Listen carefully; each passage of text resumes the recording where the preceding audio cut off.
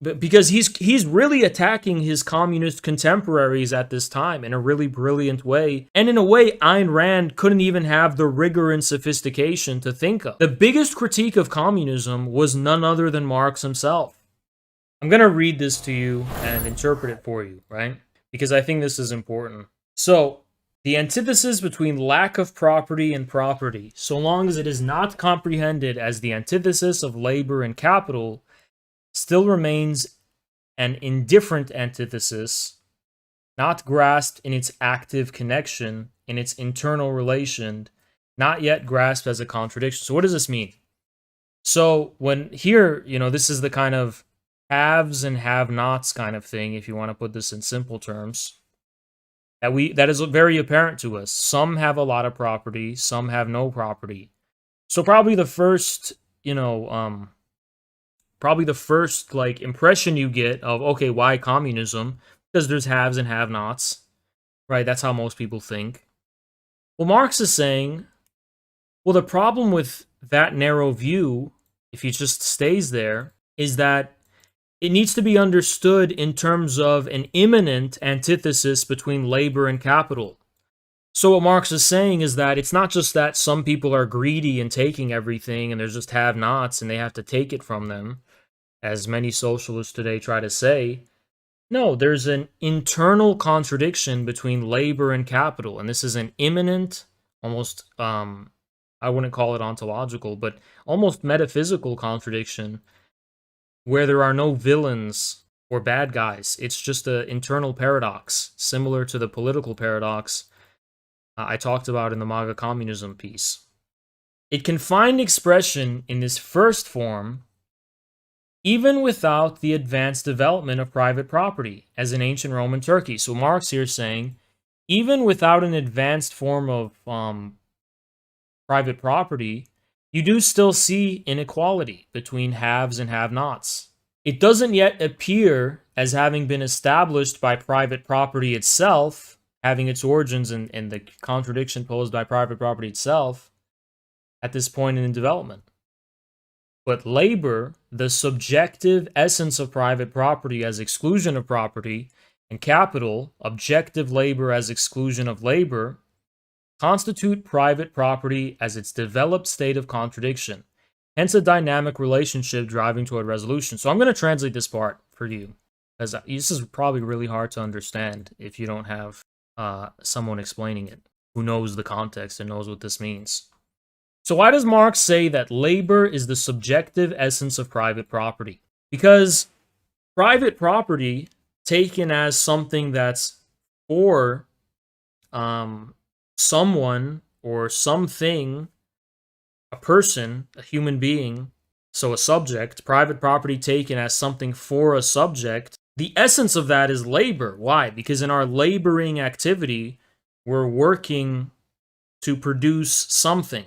We're working to make something, or for something, or, we're hired by someone, or we're trying to make something to sell, yada, yada, yada. So the subjective essence of private property as the exclusion of property is labor. And what does Marx mean here by the exclusion of private property?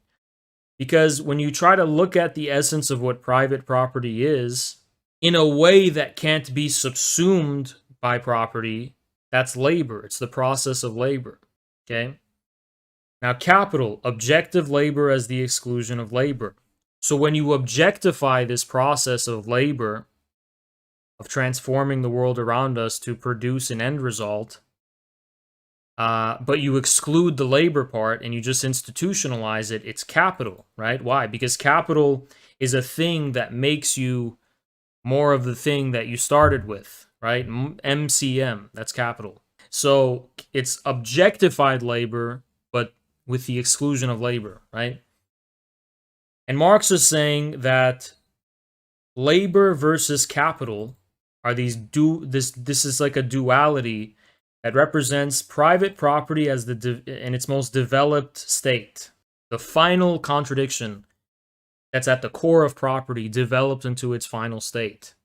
And why? Because remember, labor, what all labor means is, in this case, the subjective essence of property, right? Like, how do I put it? We have things. How do we get the things we have? And what is the thing that makes that, right? Produces that. So that's labor, right? And then capital, which is the objectification of that process. So it's like, it's this interesting dynamic. So you have objects that in the process of their constitution and their creation, that's labor, right? And then you have the objectification of labor itself, which is capital. So only when labor itself in general and in general terms becomes a form of property, the way you interpret this is simple, right? When labor itself in general labor, right? That's why Marx talks about general labor. When labor itself, raised to the status of a generality, becomes a form of private property, you get capital. And there you get the most advanced form of private property, founded on the contradiction between capital and labor. Because when Marx is using the word private property here, he's not talking about things we own to use. He's not even just talking about small businesses. Why? And why do I always defend small businesses, by the way? Because small businesses have fixed, what is the word? Fixed channels of exchange. Usually in some small community, there's like a restaurant, and people go to the restaurant to eat, and it's almost like it becomes defined by use value, because the channel of exchange becomes socially, instantiated, organicized, and it doesn't rise to the level of being a form of capital that can reproduce itself as a chain restaurant, for example. When it becomes a chain restaurant, it's not a small business anymore, right? So Marx, for him, the most advanced form of private property is capital.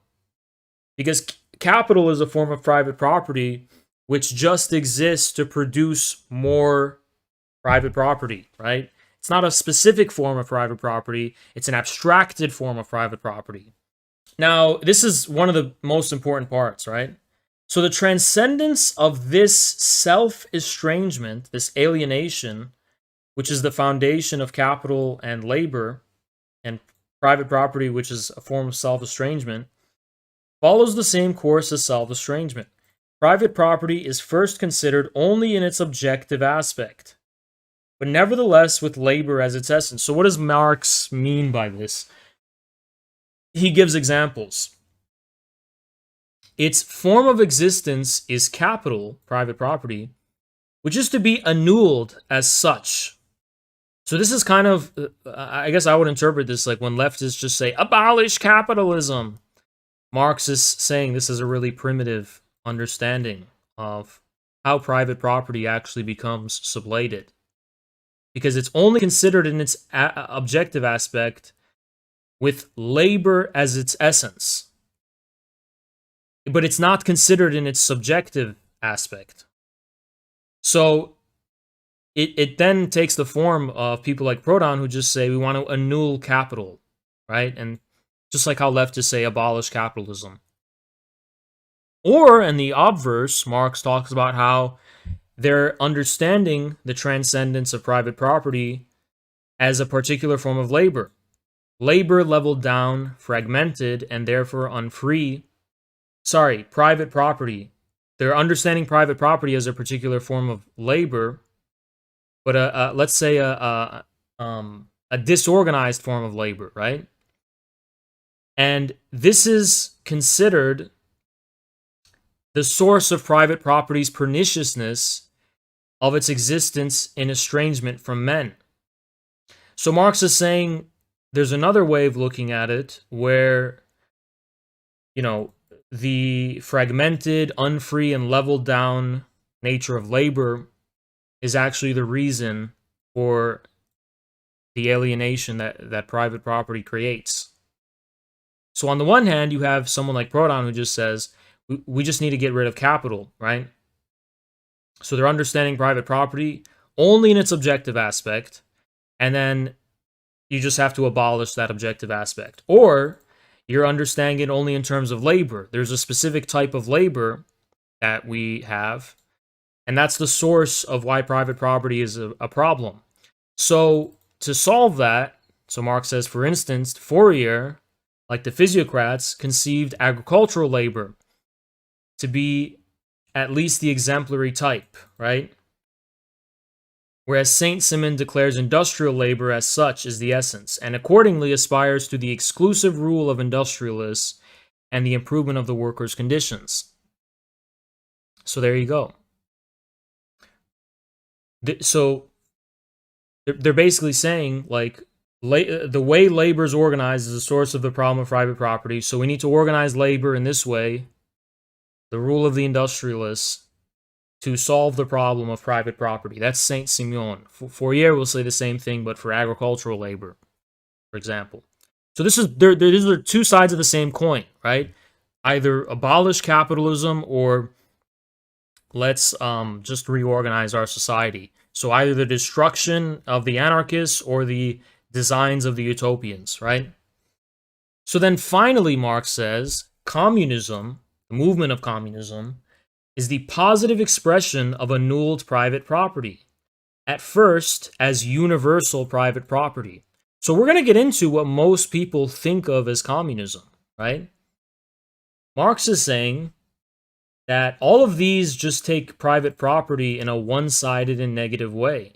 Only communism in general represents the positive expression of private property annulled, at first as the universal private property. So this is like the government owning everything, or everything becomes public private property, or everything becomes collectivized.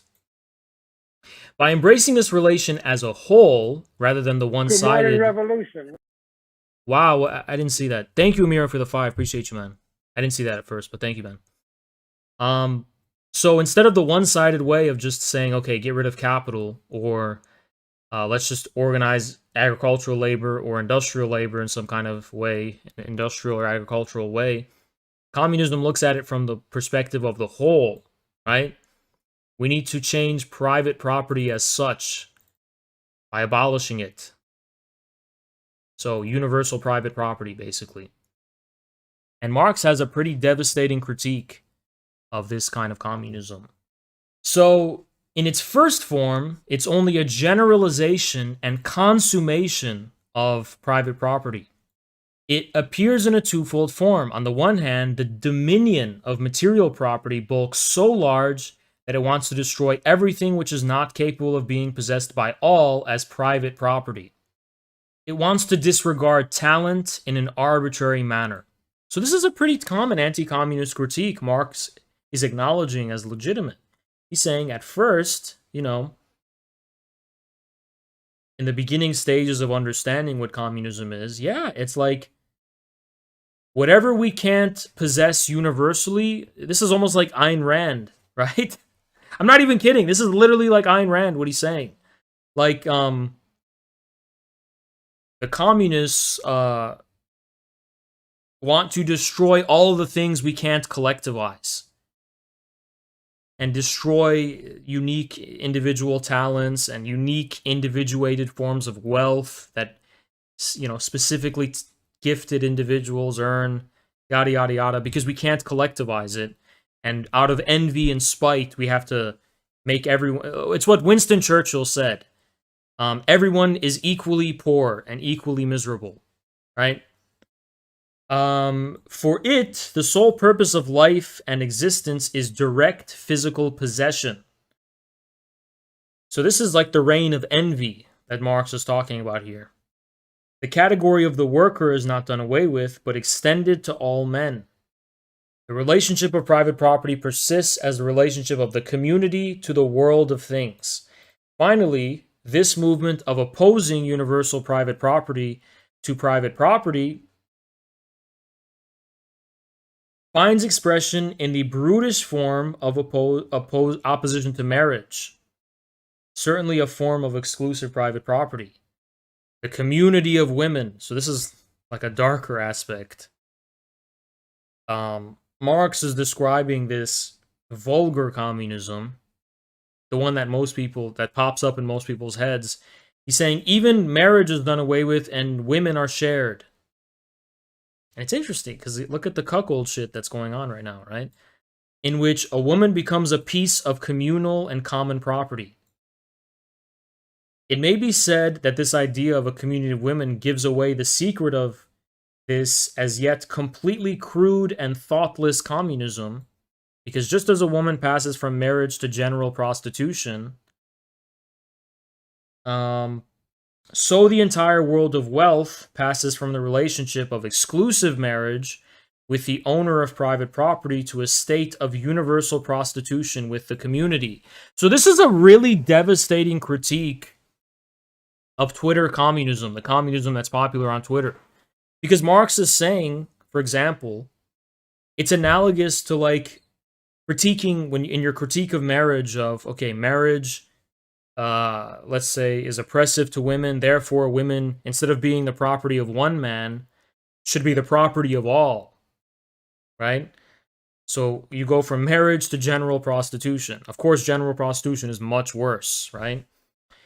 But Marx and Engels in the manifesto will clearly say things like, you're accusing us of this, but it's you who think of women as property in the first place. We don't want women to be private or public property. We just want women to be able to be human beings. Clap for feminist Marx, right? But no, seriously, that is actually what he's saying here.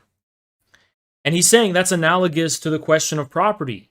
It's not that we want to turn everything into universal property.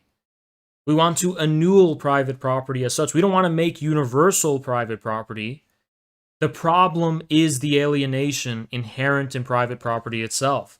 And Marx is saying the sexual implication of crude communism is like a hermeneutic to really simplify the essence of why it's a problem. So this type of communism, since it negates the personality of man in every sphere, this is Marx, not Ayn Rand, is but the logical expression of private property, which is this negation, general envy constituting itself as a power, is the disguise in which greed reestablishes itself and satisfies itself only in another. The thought of every piece of private property as such is at least turned against wealthier private property in the form of envy and the urge to reduce things to a common level, so that this envy and urge even constitutes the essence of competition.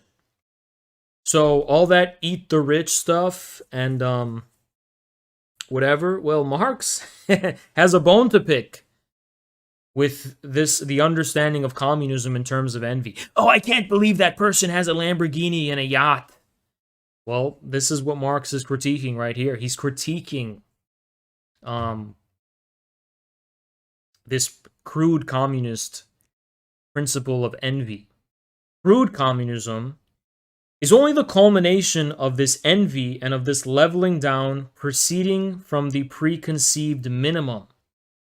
It has a definite, limited standard. How little this annulment of private property is really an appropriation is in fact proved by the abstract negation of the entire world of culture and civilization.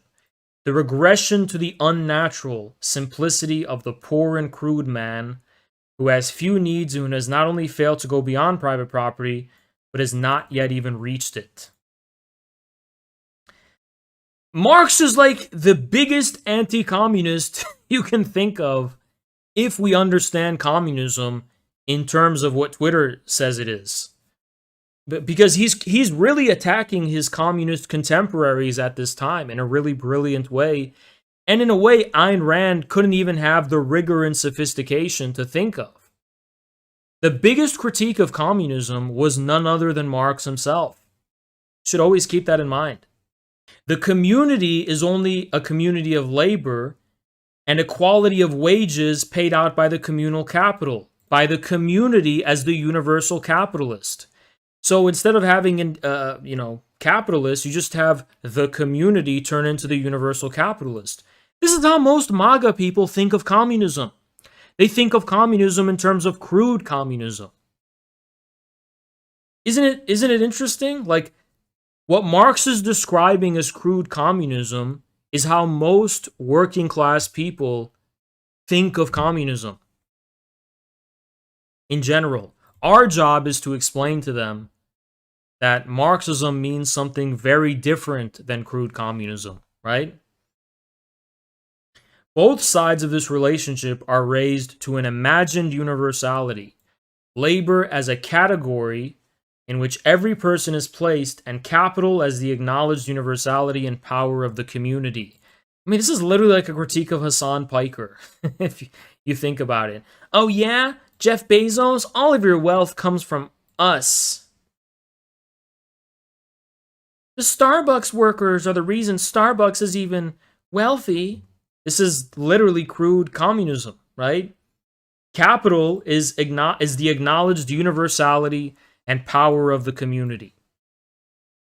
In the approach to women as the spoil and the handmaid of communal lust is expressed the infinite degradation in which man exists for himself, where the secret of this approach has its unambiguous, decisive, plain, and undisguised expression in the relation of man to women. Okay, this one is, I don't have time to explain this. I can explain it. I mean, I can explain it. I don't have time because it's really complicated. But it's probably one of the most beautiful passages in this entire thing. So please go read it yourself. And I'm just gonna focus on the relevant stuff. So the first positive annulment of private property, crude communism, is merely a manifestation of the vileness of private property, which wants to set itself up as the positive community system. That's why that's why capitalism seems like it's become communistic with the Great Reset and how the government, as the caller in just alluded to, is trying to take control of everything, because it's just capitalism. Because crude communism is just a manifestation of the vileness of private property. You see what this means? Like, the reason it seems like capitalists are now becoming communists, and our society is, I guess, becoming communist. This is what conservatives say, and whatever. Marx is describing that right here, because the vileness of private property eventually expresses itself, or sets itself up as a positive community system. So it has not yet grasped the positive essence of private property, and just as little the human nature of need. It remains captive to, infected by it. It grasps its concept, not its essence. So this is when it's only political in nature. So, as the real appropriation of the human essence by and for man, communism is a complete return of man to himself as a social being. Return accomplished consciously and embracing the entire wealth of previous development. This is in contrast to crude communism. This communism, as fully developed naturalism, equals humanism, and as fully developed humanism equals naturalism. It is the genuine resolution of the conflict between man and nature, and between man and man, the true resolution of the strife between existence and essence, between objection and self-confirmation, between freedom and necessity, between the individual and the species. It's the riddle of history solved, and it knows itself to be this solution.